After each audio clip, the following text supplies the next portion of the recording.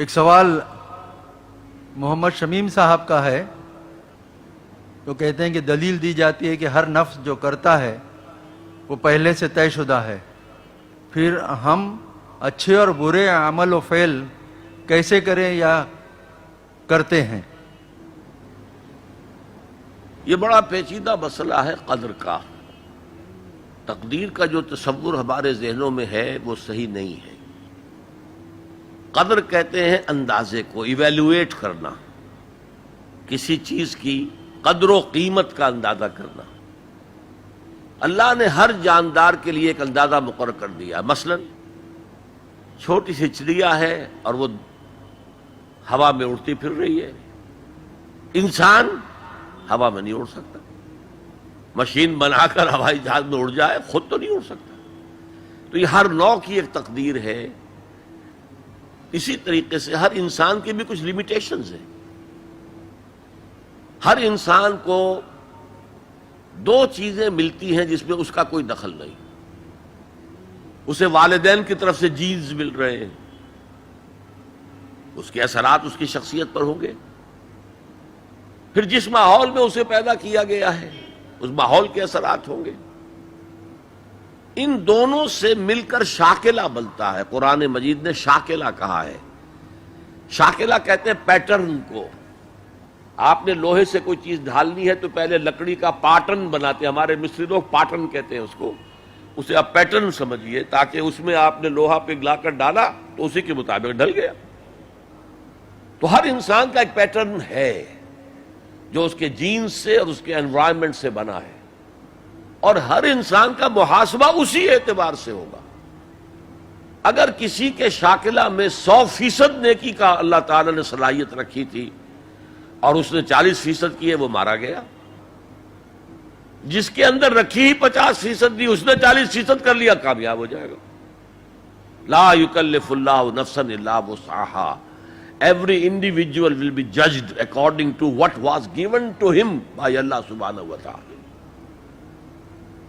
لیکن تقدیر کا مطلب یہ نہیں ہے that we are bound to do something. No. There is no predestination. It's only pre-knowledge۔ اللہ نے مجھے اختیار دیا، چاہے یہ کرو چاہے وہ کرو، اما شاکرا و اما کفورا، فمن شاء فلیؤمن ومن شاء فلیکفر۔ جو چاہے ایمان لائے، جو چاہے کفر کا اختیار کر لے۔ لیکن اللہ کو معلوم ہے کہ تم کیا کرو گے۔ یہ پری نالج ہے اللہ کا، پری ڈیسٹینیشن نہیں۔ اللہ نے مجبور نہیں کیا ہے۔